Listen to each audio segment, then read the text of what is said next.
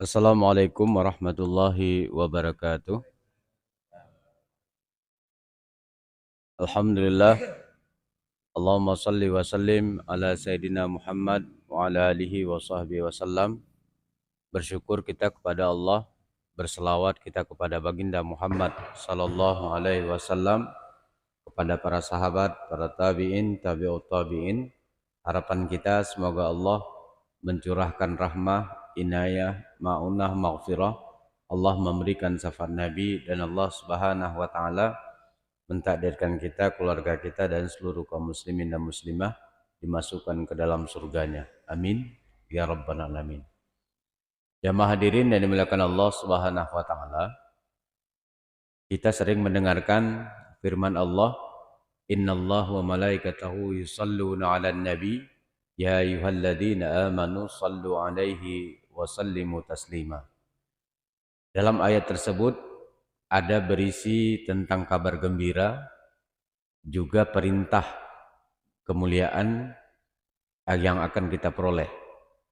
Ketika kita mendengarkan kalimat innallaha wa malaikatahu yusalluna 'alan nabi, maka disunnahkan kita mengucapkan alhamdulillah, karena di situ kabar gembiranya bahwa Allah dan para malaikat berselawat kepada Nabi. Selawat Allah kepada Nabi di situ adalah memberikan rahmat kepada baginda Muhammad sallallahu alaihi wasallam. Kemudian malaikat berselawat memohon maghfirah atau pengampunan kepada Allah Subhanahu wa taala. Maka jelas Rasulullah sallallahu alaihi wasallam dan para anbiya wa mursalin, para nabi dan para rasul semuanya maksum, tidak punya dosa sedikit pun. Ya ayyuhalladzina amanu sallu alaihi wa sallimu taslima. Di situ berisi perintah dari Allah bahwa kita sangat dianjurkan mengucapkan selawat kepada baginda Muhammad sallallahu alaihi wasallam. Semua permasalahan kita akan tuntas dengan memperbanyak selawat kepada baginda Muhammad sallallahu alaihi wasallam. Mau permasalahan tentang dunia maupun mengharap akhirat yang masalah ukhrawi, maka tuntaskan dengan selawat. Maka tidak heran banyak sekali para ulama menulis kalimat-kalimat selawat yang itu mempunyai fadilah, keutamaan tersendiri. Salah satu contohnya selawat Ibrahimiyah yang kita baca pada sholat, dan itu merupakan selawat tertinggi fadilah keutamaannya. Kemudian Imam Al-Ghazali juga menyebutkan dalam kitab Ihya Ulumuddin ini bahwa barang siapa di antara umat Rasulullah sallallahu alaihi wasallam yang berselawat 400 kali antara Isya dengan salat subuh qabla tulu'il fajri, maka Allah Subhanahu wa taala akan menggandakan semua permintaan-permintaannya sesuai dengan apa yang dia butuhkan. Artinya Allah Subhanahu wa taala akan memberikan kemuliaan kepada kita apabila kita berselawat kepada baginda Muhammad sallallahu alaihi wasallam sebanyak 400 kali antara Isya sampai subuh, mau dalam keadaan tidur atau berbaring, keadaan berjalan, sedang duduk, sedang apapun kita baca, tetap mendapatkan limpahan rahmah, inayah serta maunah dan maghfirah dari Allah Subhanahu wa taala. Allah akan cukupkan segala macam rezeki kita. Allah akan mudahkan kita meninggal dalam keadaan husnul khatimah. Serta di akhirat, serta di alam barzakh kelak, Allah akan bantu kita untuk mampu menjawab pertanyaan malaikat mungkar dan nakir. Berkah kemuliaan daripada selawat kepada baginda Muhammad sallallahu alaihi wasallam, dan di akhirat kita mendapatkan syafaat daripada baginda Muhammad sallallahu alaihi wasallam. Kita ketika terjepit masalah rezeki, selawat. Apapun permasalahan kita, tuntaskan dengan selawat. Insya Allah, Allah Subhanahu wa taala akan memberikan kemuliaan bagi kita yang memperbanyak selawat kepada baginda Muhammad sallallahu alaihi wasallam. Jemaah hadirin yang dimuliakan Allah Subhanahu wa taala, banyak kisah-kisah tentang kemuliaan selawat ini. Di antara kisahnya bahwa ketika salah seorang artis film panas ataupun film porno, dia berkebangsaan Mesir, kemudian oleh sutradara dia ditakdirkan menjadi salah seorang pemeran utama dalam film Rabi'atul Adawiyah, seorang ulama wanita yang mempunyai konsep mahabbah. Pekerjaannya, pelacur ini, kalau bahasa kita, artis yang pelacur ini, pekerjaannya cuma pakai pakaian jubah, pegang tasbih, dan berselawat kepada Rasulullah Sallallahu Alaihi Wasallam. Walaupun selawatnya ecek-ecek, karena untuk film. Setelah selesai syuting film itu, wanita ini datang kepada Imam Sya'rawi Asy'arani. Sya'rawi Asy'arani, dia bercerita dalam mimpinya dia didatangi seorang wanita yang mengajarkan bagaimana kemuliaan baginda Muhammad sallallahu alaihi wasallam. Dalam mimpi itu, sesuai dengan kaidah kitab Asy-Syama'il Muhammadiyah tentang ciri-ciri Rasulullah sallallahu alaihi wasallam. Dalam mimpi itu dia bertemu dengan seorang wanita dan berkata bahwa Rasulullah sallallahu alaihi wasallam merupakan Sayyidil Mursalin, penghulu para nabi. Bahwa Rasulullah sallallahu alaihi wasallam mempunyai cahaya wajah lebih terang daripada cahaya mentari, tapi tidak menyilaukan. Makanya matahari selalu memohon kepada Allah agar terlindungi daripada cahaya wajah Rasulullah. Itulah kenapa Rasulullah kalau berjalan di bawah terik matahari selalu dilindungi oleh awan. Bukan Rasulullah tidak mau kena sinar matahari, tapi matahari tidak sanggup berhadapan langsung dengan wajah Rasulullah sallallahu alaihi wasallam. Saking kan mulianya wajah Rasulullah, kalau berhadapan langsung dengan matahari, bisa jadi matahari itu pecah. Tapi umat Islam ketika itu, ketika berhadapan dengan wajah Rasulullah sallallahu alaihi wasallam, ada rasa kegembiraan kepada seluruh sahabat-sahabat Rasulullah yang bertemu dengan Rasulullah sallallahu alaihi wasallam. Dan keindahan wajah Rasulullah ini tidak bisa dilukiskan dengan kata-kata dan ucapan. Karena jauh lebih indah dari apa yang kita ucapkan dan kita bayangkan. Rasulullah sallallahu alaihi wasallam tubuhnya bersih, harumnya semerbak.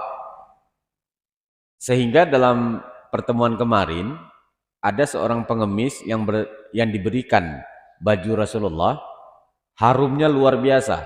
Sehingga sahabat-sahabat itu kalau dalam peperangan ketika bersama Rasulullah, ketika melihat Rasulullah berkeringat, mereka berusaha mengambil keringat Rasulullah itu. Kalau dapat keringat Rasulullah, maka tubuh mereka tidak akan pernah mengeluarkan bau busuk sampai meninggal, walaupun tidak mandi-mandi. Jadi harumnya tubuh Rasulullah melampaui daripada harumnya kasturi.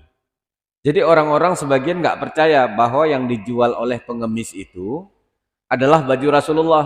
Akhirnya diambillah parfum-parfum yang baunya semerbak seperti kasturi dan lain sebagainya, dituangkan ke baju Rasulullah, sedikit pun tidak berubah. Tidak ada bau harum apapun yang ditambahkan. Tetap harum daripada bau Rasulullah sallallahu alaihi wasallam, harum daripada tubuh Rasulullah sallallahu alaihi wasallam. Kemudian wanita ini menceritakan kepada wanita pelacur tersebut dalam mimpi itu bahwa Rasulullah sallallahu alaihi wasallam tubuhnya bersih, tidak pernah dihinggapi oleh lalat dan nyamuk. Maka betul dalam kisah-kisah itu Rasulullah kalau pulang ke rumah tidak mau mengganggu tidur istrinya. Tidak mau mengganggu tidur istri, tidak mau menggedor pintu. Tidur di depan pintu rumah Rasulullah sallallahu alaihi wasallam. Padahal kekasih Rasulullah, istri Rasulullah, Ummul Mukminin, Aisyah menunggu pulangnya Rasulullah di depan pintu sebelah dalam. Rasulullah tidur di depan pintu sebelah luar. Begitulah saling menghormati satu dengan yang lainnya. Kita kalau pulang ke rumah, gedor pintu depan nggak dibangun, gedor jendela. Nggak bangun juga, gedor pintu kamar dari samping. Baru kita maki-maki, kok tidur kayak batu ya? Repet kita serepet-repetnya. Maka Rasulullah Sallallahu Alaihi Wasallam adalah suami yang paling diteladani oleh seluruh umat Islam. Maka Rasulullah Sallallahu Alaihi Wasallam merupakan salah satu tambatan hati kita. Maka tidak boleh kita mencintai istri dan anak kita melampaui cinta kita kepada Rasulullah Sallallahu Alaihi Wasallam. Harus Rasulullah lebih tinggi. Jadi kalau kita tidak cinta kepada Rasulullah, kacau kita, kacau. Jangan, ini biasanya jamaah hadirin, bapak-bapak asal mau nikah dua, ikut sunnah Nabi. Mana ada, kalau mau ikut sunnah Nabi, ikuti secara sempurna. Ini saudara-saudara kita asal apa-apa sunnah Nabi, kawin dua sunnah Nabi. Kalau mengikuti sunnah Nabi, istri yang pertama meninggal dululah. Menikah dengan istri yang lebih tua, kemudian tidak pernah menyakiti hati istrinya, kemudian ketika istrinya merepet, ketika istrinya mengomel, suami diam. Kita enggak, istri 5 kali ngerepet, 10 kali kita. Istri punya jurus, akhirnya tidak tuntas-tuntas permasalahan kita. Ketika sudah meninggal Khadijatul Kubra, istri Rasulullah, barulah Rasulullah menikah lagi atas perintah Allah. Ini kita istri waktu susahnya bersama. Baru kena tol kemarin, ada duit, beli rumah, beli kebun, ada sisa sedikit, nikah lagi. Istri kita kan sakit hati kayak gitu. Jadi jamaah hadirin dan dimuliakan Allah Subhanahu wa taala, banyak sekali kemuliaan-kemuliaan yang disampaikan wanita dalam mimpi tersebut kepada wanita yang jadi artis. Yang akhirnya singkatnya, wanita itu mengucapkan 2 kalimat syahadah dan bersumpah kepada Allah, semua harta kekayaannya dipergunakan di jalan Allah. Dia bertobat dengan taubatan nasuha dan seluruh kekayaannya diberikan semua peralatan-peralatan untuk membangun masjid yang dinamakan masjid tersebut di Mesir Rabi'atul Adawiyah. Masjid Rabi'atul Adawiyah. Karena dia sebagai peran Rabi'atul Adawiyah. Dan di sekitar masjid itu disiapkan fasilitas pendidikan. Akhirnya wanita ini menikah dengan salah seorang ahli ibadah dan tercatat sekarang 7 orang putra-putrinya hafiz dan hafizah. Jadi berkah daripada pura-pura selawat. Pura-pura selawat saja bisa memberikan kemuliaan kepada wanita yang buruk akhlaknya sebelumnya. Apalagi kita yang tidak terkenal buruk, lebih baik kita perbanyak selawat, insya Allah akan meninggikan derajat martabat kita di sisi Allah dan di sisi umat manusia.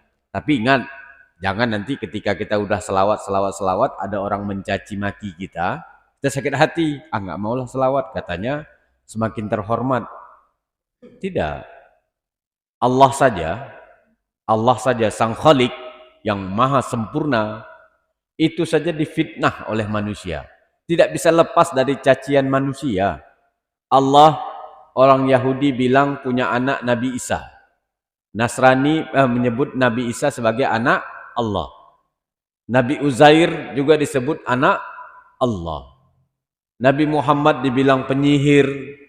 Jadi apalagi kita yang bukan siapa-siapa, kalau dicaci maki orang jangan seakan-akan ibadah kita tidak bermanfaat.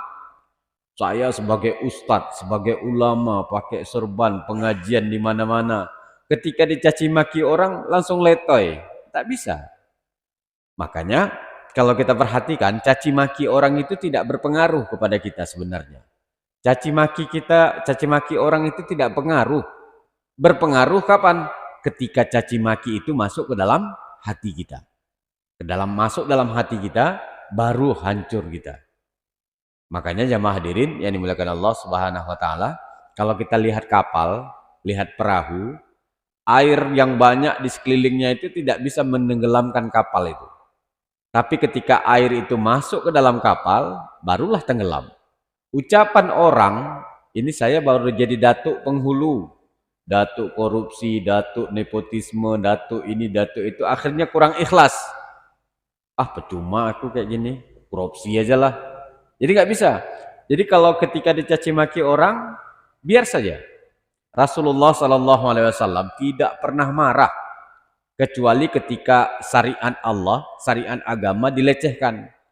Maka tercatatlah dalam sejarah, dalam kitab Syama'il Muhammadiyah, Rasulullah tidak lebih ubannya 10 helai. Karena Rasulullah tidak pernah marah. Kita sedikit-sedikit marah.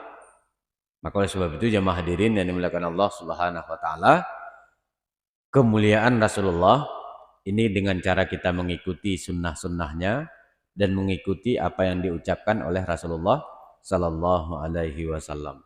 Jamaah hadirin dan dimuliakan Allah, orang-orang zaman Rasulullah itu ketika mendengarkan ucapan Rasulullah itu semuanya percaya, tapi walaupun terhijab hatinya dengan hidayah. Abu Jahal, Abu Lahab itu mengakui keindahan bacaan Al-Quran Rasulullah. Itu mengakui mereka. Sampai-sampai mereka berkumpul buat musyawarah, kenapa umat Islam ini kok semakin bertambah? Ternyata mereka dapat jawabannya, setiap kali mendengarkan bacaan Al-Quran Rasulullah, mereka mendapatkan hidayah dari Allah. Akhirnya Abu Jahal, Abu Lahab ini secara hati nuraninya sangat suka melihat, mendengarkan bacaan Al-Quran Rasulullah. Akhir mereka buat sepakat, seluruh orang kafir tidak boleh mendengarkan bacaan Rasulullah. 1 hari, 2 hari, 3 hari, hari ke-7 Abu Jahal, Abu Lahab ini nggak tahan. Akhirnya bersembunyi di belakang rumah Rasulullah dan mendengarkan bacaan Al-Quran Rasulullah Sallallahu Alaihi Wasallam. Abu Jahal dan Abu Lahab sama-sama kaget. Sama-sama mereka nggak bisa menahan kerinduan indahnya bacaan Al-Quran Rasulullah Sallallahu Alaihi Wasallam. Maka ketika itu mereka buat kesepakatan untuk mengusir Rasulullah. Karena kalau Rasulullah masih di Mekah, mereka tetap berusaha mendengarkan bacaan Rasulullah. Akhirnya Rasulullah diusir dari Mekah ke Madinah. Hari berikutnya yang membuat mereka gundah, makanya mereka seakan-akan mau menjadi pasukan perang terdepan untuk sampai ke Madinah karena rindu kepada Rasulullah Sallallahu Alaihi Wasallam. Makanya kita kalau dalam kehidupan kita sekarang banyak ulama yang membahas masalah musik antara halal, haram dan lain sebagainya. Sekarang kita nggak usah bahas halal haram. Mana lebih baik ketika kita membaca Al-Quran atau mendengarkan musik mendekatkan diri kita kepada Allah. Kalau kita mendengarkan musik bisa semakin dekat kepada Allah, semakin banyak kita dekat kepada Rasulullah, cinta kita kepada Rasulullah, semangat kita ibadah, tahajudnya, puasanya, zakatnya, sedekahnya, zikirnya. Kalau bisa silakan dengarkan musik. Tapi kalau baca Al-Quran itu lebih mendekatkan, maka lebih baik kita memperbanyak baca Al-Quran. Jadi jamaah hadirin dan dimuliakan Allah Subhanahu wa taala, pada bulan Rabiul Awal ini bagi kita yang jarang zikir, perbanyaklah zikir. Baik itu dengan tahmid, dengan takbir, dengan tasbih, dengan istighfar, dengan selawat kepada baginda Muhammad Sallallahu Alaihi Wasallam. Kita awali bulan Rabiul Awal ini bagi kita yang jarang sedekah dengan bersedekah.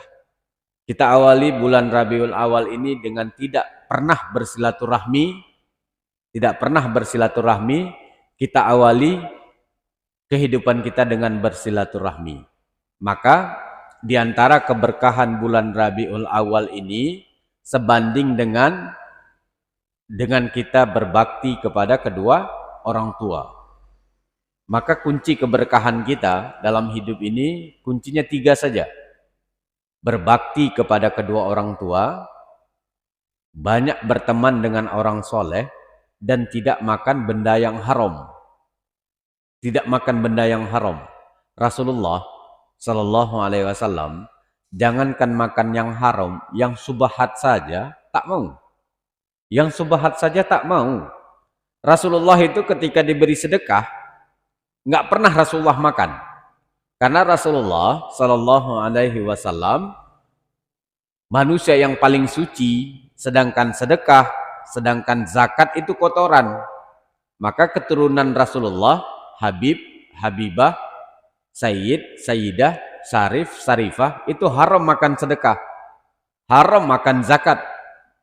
Tidak pernah keturunan Rasulullah makan zakat. Jadi kalau ada orang beri zakat kepada Rasulullah ditolak, karena ketentuannya tidak boleh Rasulullah makan zakat. Zakat itu kotoran. Zakat itu kotoran. Sedekah itu kotoran.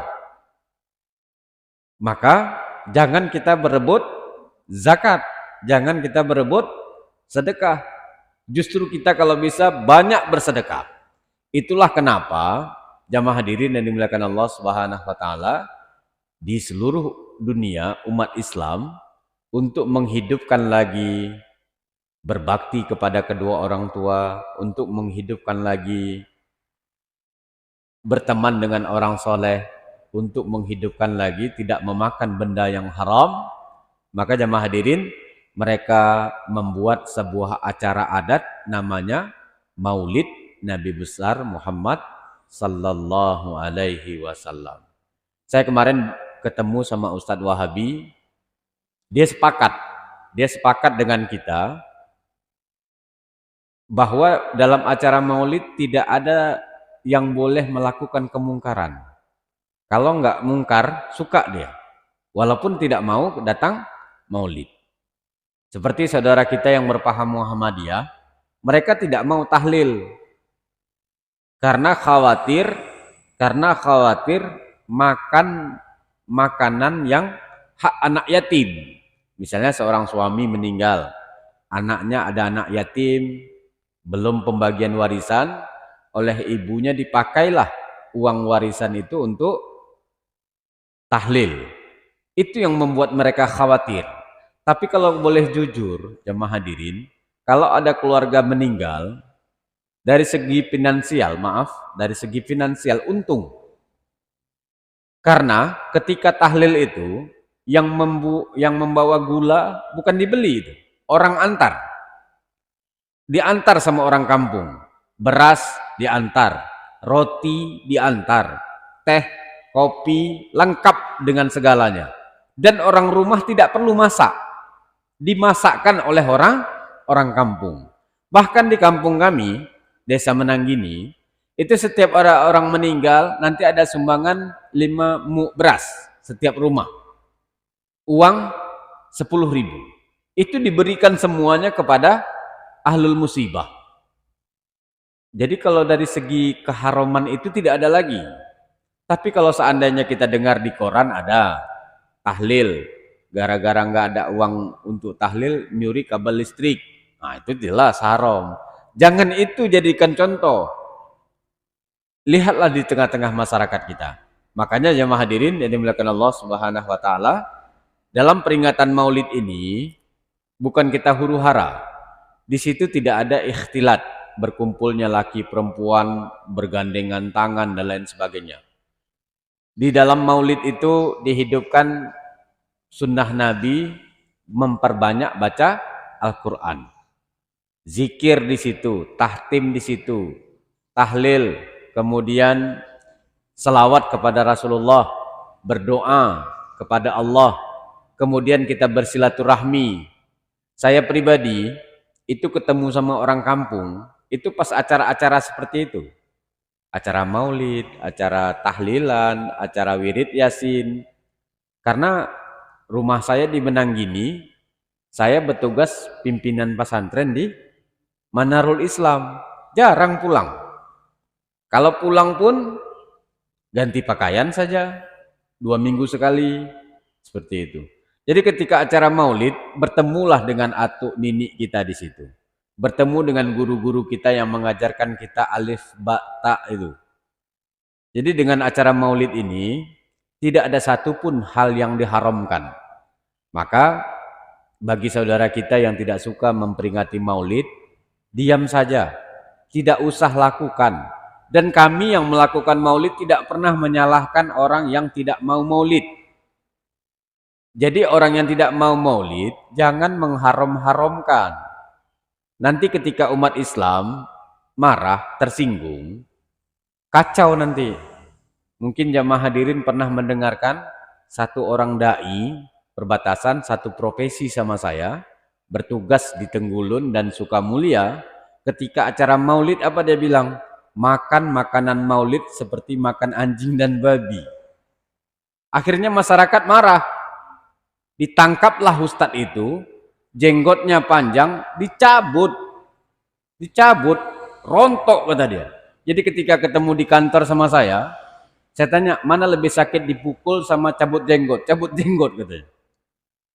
Kayak cabut nyawa kita. Kalau ditumbuk jelas kata dia. Tapi pas dicabut jenggot katanya, 1,5 bulan sakitnya masih terasa. Jadi jangan sakiti hati umat Islam. Sudah kita jelaskan, dalam peringatan maulid itu semuanya ibadah khairu tauqif. Ibadah khairu tauqif. Ibadah kan dua, ada ibadah tauqif, ada ibadah khairu tauqif. Ibadah tauqif apa? Salat, puasa, zakat, haji, kurban, itu tauqif. Salat, inna salata tanha apa? Inna salata kanat 'alal mu'minina kitaban mauquta. Udah ditentukan tentang syarat rukunnya, jumlah rakaatnya, waktu-waktunya. Salat subuh 2 rakaat ketika fajar,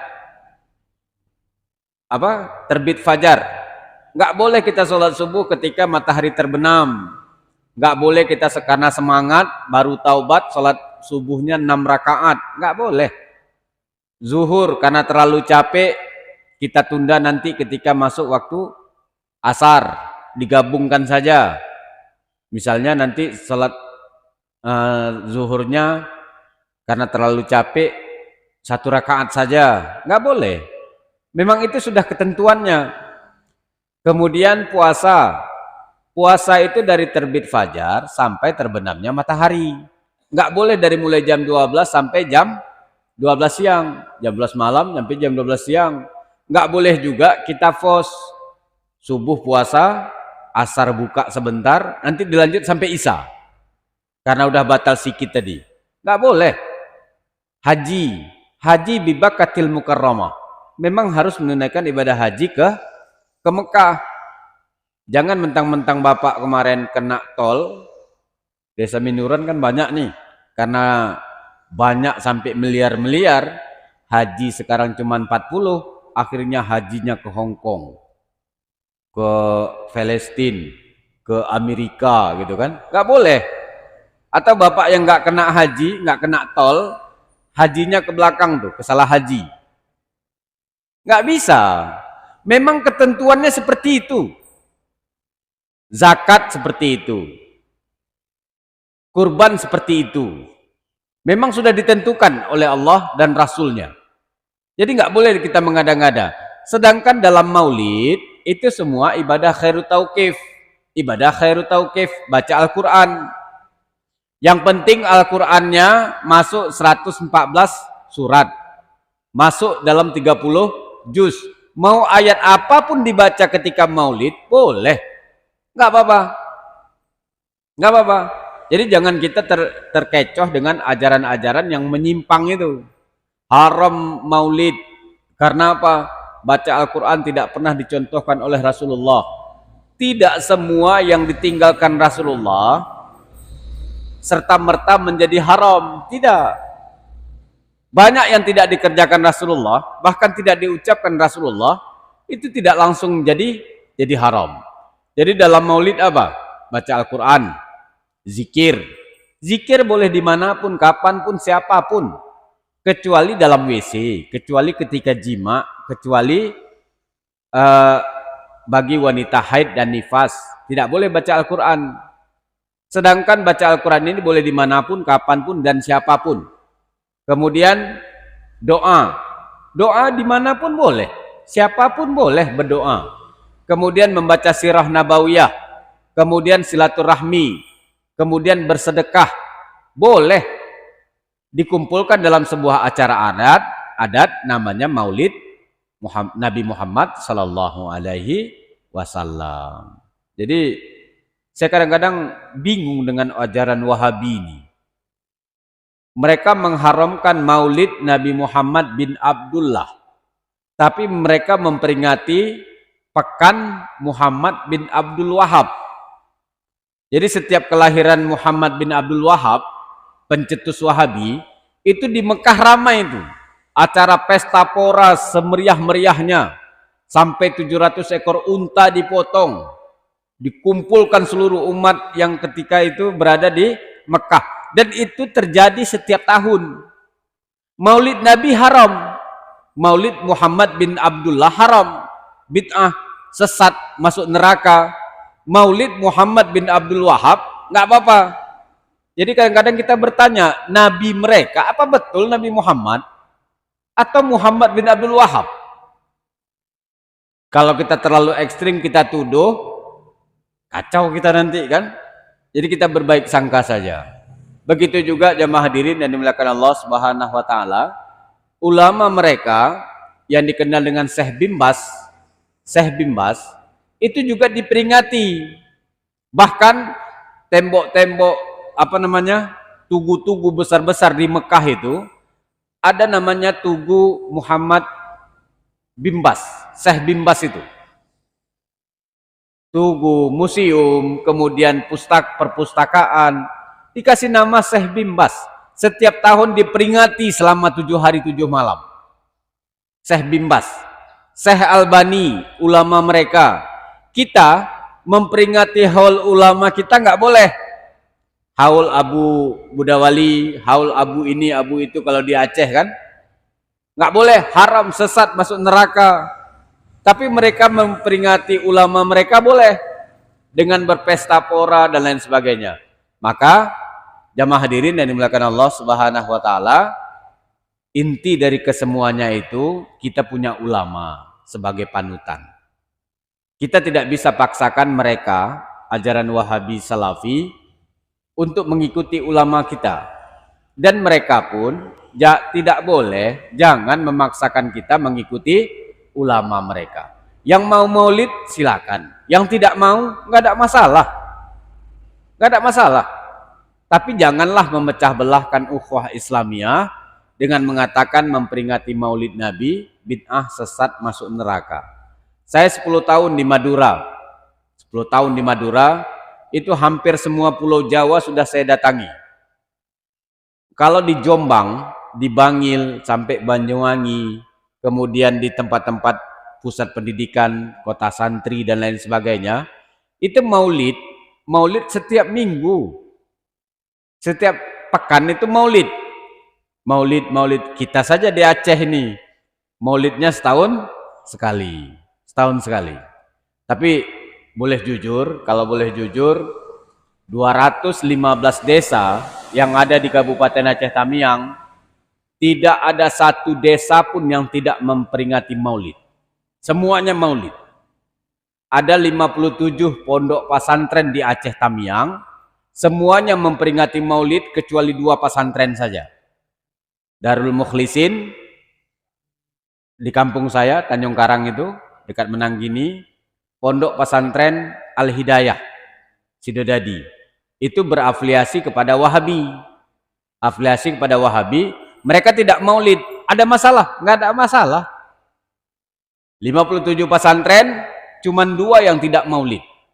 Dan 2 pondok pesantren itulah yang ditangkap Densus 88 kemarin. Teroris kan rusak, kan memalukan. Jadi yang tersebar di Aceh ini, polisi benci Islam, bukan benci Islam. Memberi peringatan kepada mereka karena apa?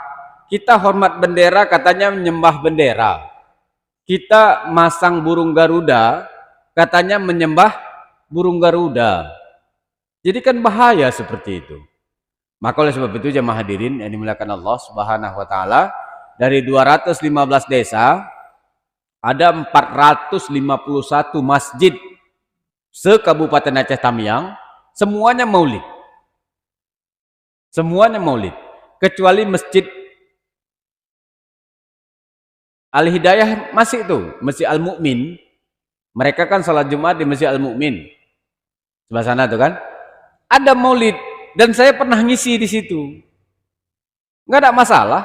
Di Tanjung Karang, 3 tempat itu. Di Rumah Suluk, di Masjid Al-Huda, di Menasah Bawah. Ada maulid, nggak ada masalah. Maka oleh sebab itu jemaah hadirin yang dimuliakan Allah Subhanahu wa taala, ada 700 lebih SD, TK, SMP, SMA se-Kabupaten Aceh Tamiang, semuanya memperingati Maulid Nabi besar Muhammad sallallahu alaihi wasallam.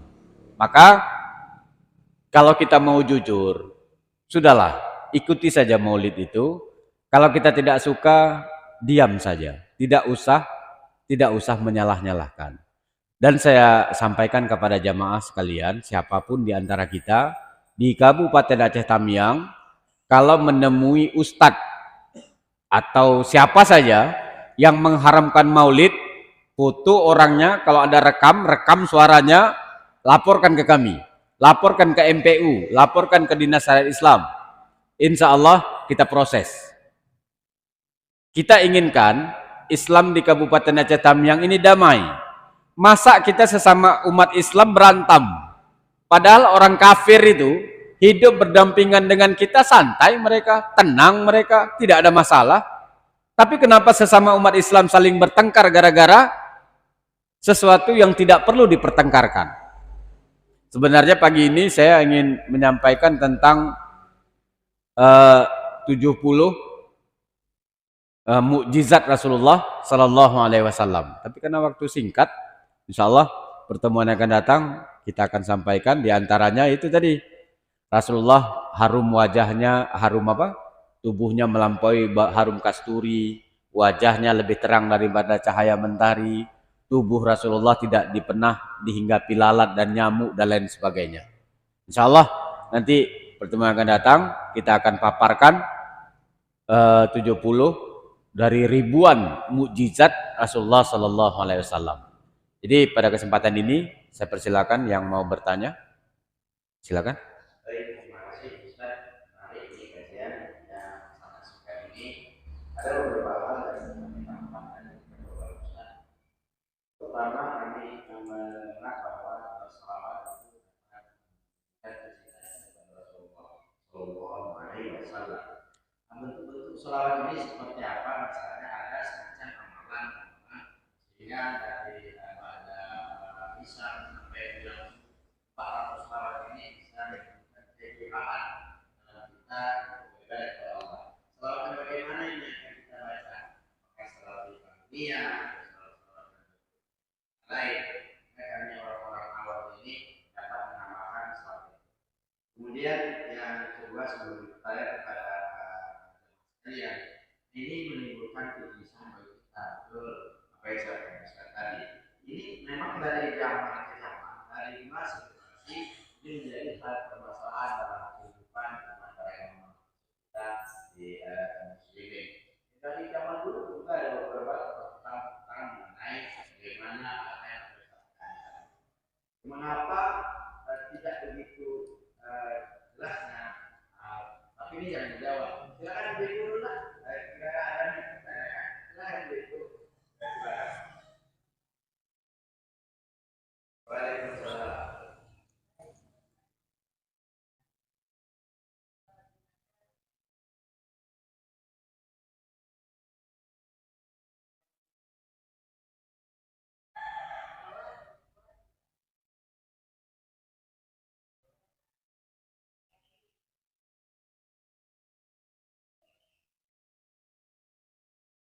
Baik, Ustaz. Ini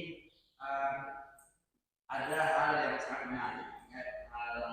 Kaum-kaum lain, tempat-tempat lain, ketika seseorang meninggalkan dunia, mensolatkan jenazah ini budaya di kami kurang budaya, tapi kegairahan, kegairahan mensolatkan jenazah ini kurang.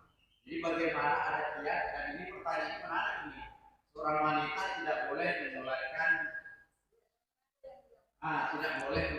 jenazah, atau sebagai wanita atau laki itu secara umum. Tapi ini sangat perlu diluruskan dan kegairahan keutamaan mensolatkan jenazah ini bagaimana sehingga ada timbul ketika seseorang meninggal ramai gitu kan. Jangan-jangan ada orang yang meninggal hanya sedikit sedih. Bagaimana nih Ustaz? Silakan. Ada dua hal yang dijelaskan sebelum pertanyaan lain. Baik, terima kasih. Pertanyaan sangat baik. Wanita sholat Jumat sama kedudukannya seperti wanita sholat jenazah. Jadi kalau ada jenazah meninggal, tidak ada laki-laki yang menyolatkan wanita, sholat jenazah itu belum dikategorikan sah. Begitu juga dengan sholat Jumat. Artinya wanita sah sholat Jumat dan tidak wajib lagi sholat zuhur apabila dia menyempurnakan bukan penyempurnaan. Arti gini, kalau misalnya dalam sholat Jumat itu kan ditentukan 40 laki-laki. Ini cuma ada 35, dilengkapkan dengan 5 orang wanita. Jumat itu tidak sah. Tapi kalau di Masjid Al-Muhyiddin ini kan penuh. Wanita sholat Jumat mungkin di atas, sah sholatnya. Tidak lagi wajib sholat zuhur. Begitulah kedudukan seorang wanita sholat jenazah. Jadi kalau ada ustadz yang mengharamkan sholat jenazah bagi wanita, itu perlu dipertanyakan juga itu. Apa dasarnya? Apa dasar wanita tidak boleh sholat jenazah? Tapi kalau wanita tidak sholat jenazah nggak apa-apa. Kalau mereka sholat boleh, tapi tidak menjadi hitungan shaf. Karena dalam ketentuan ulama kan lebih afdolnya, lebih baiknya shaf sholat jamaah ini ganjil. Ganjil kan? 1, 3, 5, 7, 9, 11 misalnya gitu. Tapi kalau kalau kita yang meninggal paling 3 shaf, 5 shaf. Tapi kalau ulama kan kayak Abu Tumin kemarin meninggal. Entah berapa ribu shaf itu. Berulang-ulang seperti Abbas Kumpul meninggal 7 jam sholat jenazahnya, masuk lagi, keluar lagi, masuk lagi. Abu Lung Angin bejibun sholatnya, nggak tahu kita berapa jumlahnya. Seperti itu. Jadi kedudukan wanita sholat jenazah sama seperti wanita sholat Jumat, sah dan tidak menjadi syarat kesempurnaan. Jadi hati-hati, jangan nanti karena nggak ada orang sholat jenazah, ibu sendiri hantam. Itu tidak boleh dikuburkan, karena belum sempurna fardu kifayahnya. Kemudian saya lanjutkan tentang selawat.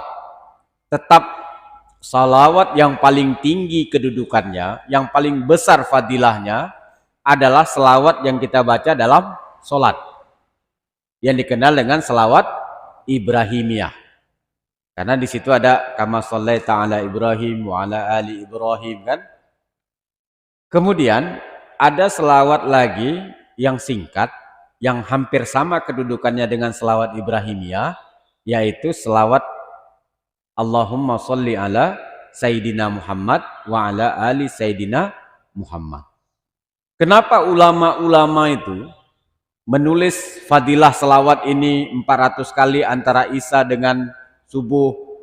Ada selawat nahriyah atau selawat tafrijiyah atau selawat kamalat, ataupun ada selawat fatih, ada selawat ini, selawat itu, kan banyak. Kalau saya ilustrasikan gini, ulama ini karena hatinya bersih, mereka mewujudkan cinta mereka kepada Rasulullah dalam bentuk selawat. Selawat fatih misalnya, Allahumma sholli ala Sayyidina Muhammadinil Fatih lima ukhlik dan lain sebagainya. Itu diantara fadilahnya mengikat hati kita dengan Rasulullah, mengikat hati kita sesama umat Islam, serta Allah akan membukakan semua kejahatan-kejahatan di sekitar kita. Makanya, maaf, di daerah perbatasan Manarul Islam itu, kami istiqomah membaca selawat Fatih itu. Maka sejahat apapun orang di situ, mau siapapun mereka, pasti ketahuan kesalahannya. Pasti ketahuan. Yang santri kabur, santri curi, santri ini, santri itu kan, pasti ketahuan. Kalau nggak ketahuan pun, biasanya anaknya kurang berhasil. Makanya kami selawat selawat Fatih. Ada juga santri kami ajarkan selawat Nahriyah. Allahumma sholli sholatan kamilatan wa sallim salaman tamman. Itu diantara fadilahnya ada 40 keutamaan, ada 40 kelebihan. Diantaranya apabila kita membaca selawat kamalat itu, Allahumma sholli ala Sayyidina Muhammad al-kamilin, apa namanya? Allahumma sholli ala Sayyidina Muhammad. Loh, kok jadi lupa saya. Allahumma sholli sholatan kamilatan wa sallim salaman tamman ala Sayyidina Muhammadinil ladzi tanhalu bihil uqad. Sampai habis. Diantara fadilahnya, kalau kita kehilangan barang, itu kalau tidak Allah kembalikan barang kita, Allah gantikan yang terbaik. Pesantren kami kehilangan mesin babat sama mesin genset, hilang. Panggil santri, baca selawat kamalat itu. Akhirnya ada Haji Zakaria yang toko muhajib tuh, yang di Kuala Simpang, nggak tahu dapat dari mana, dia datang, dia antarnya mesin genset, dia antarnya mesin babat. Allah ganti. Dan banyak di antara santri-santri kami yang kehilangan, Allah ganti dengan hal yang lebih baik lagi. Seperti kemarin, tangki air bisa dirusak sama orang karena nggak suka mungkin sama pesantren, tapi Allah ganti 4 langsung. 5.000 liter kali 4, 20.000 liter. Itu ada di depan rumah saya tuh, rumah pesantren. Jadi Allah ganti dengan yang baik. Jadi selawat itu kalau saya ilustrasikan seperti tabib. Orang-orang ahli kedokteran, dia meraci obat, oh ini obat kepala, ini obat gigi, ini obat ini, tetap hakikatnya kepada Allah. Selawat tanwirul qulub kan ada untuk menenangkan hati kita. Oh itu punya apa? Berarti obat hati, obat ini, obat itu. Jadi selawat apapun yang kita baca tetap punya fadilah keutamaan tersendiri. Jadi nggak apa-apa kita ikuti selawat ini kan. Biasanya ada tarikat-tarikat tersendiri seperti tarikat Tijaniyah. Tarikat Tijaniyah mereka mengamalkan selawat Fatih. Nanti carilah di internet banyak ataupun di buku-buku pustaka ada, atau di tempat-tempat jual buku kumpulan-kumpulan selawat. Banyak itu. Nanti jangan bingung. Ada mahasiswa saya bingung baca selawat, fadilahnya ini, selawat ini, fadilah ini. Jadi mau dibacanya semua, waktunya nggak cukup. Jadi gimana? Nggak pernah dibacanya. Bingung dia kan? Baik. Sebelum kita akhiri ada beberapa menit depan. Maulid itu apa? Ada sibuk dong beberapa. Sebenarnya maulid itu apa? Dasarnya bukan dasar, tapi pengertian maulid itu apa? Sebelum ini kan secara umum maulid inilah sebenarnya maulid kan sebutan. Sebenarnya maulid itu apa? Maulid ini lebih ringkasnya bukan hari kelahiran. Bukan hari kelahiran maulid, tapi lebih identik dengan siapa yang dilahirkan. Pada bulan Rabiul Awal, ada manusia yang paling mulia dilahirkan ke permukaan bumi ini, walau sebelumnya Nur Muhammad ini sudah ada. Nur Muhammad ini sudah ada di Lauhil Mahfuz, diestafetkan dari satu sulbi ke sulbi yang lain pada tanggal 12 Rabiul Awal.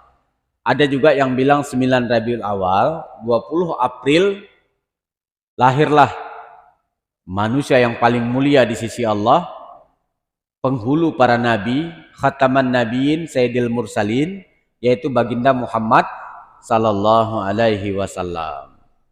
Walaupun ada orang yang identik mengatakan Maulid ini tanggal lahir Rasulullah, bukan itu saja esensinya. Esensinya siapa yang dilahirkan pada hari itu, yaitu baginda Muhammad sallallahu alaihi wasallam. Coba dengar ceramah Ustadz Adi Hidayat. Ustadz Adi Hidayat ini Ustadz yang berpaham Muhammadiyah, tapi kecerdasannya melampaui kecerdasan ulama-ulama kita NU. Betul saya rasa.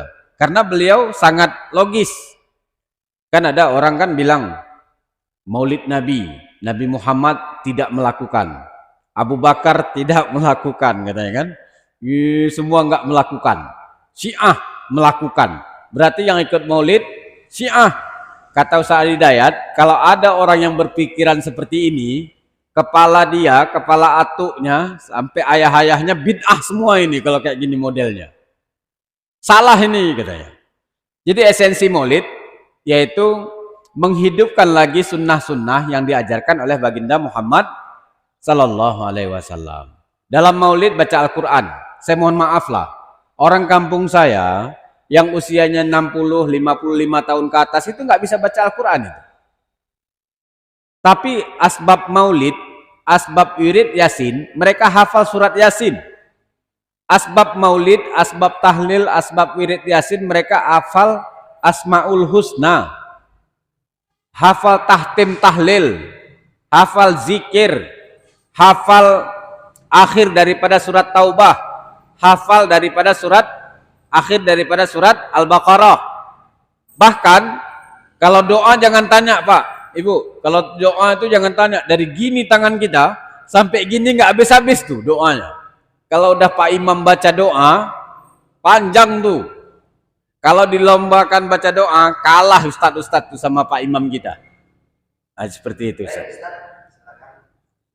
Baik.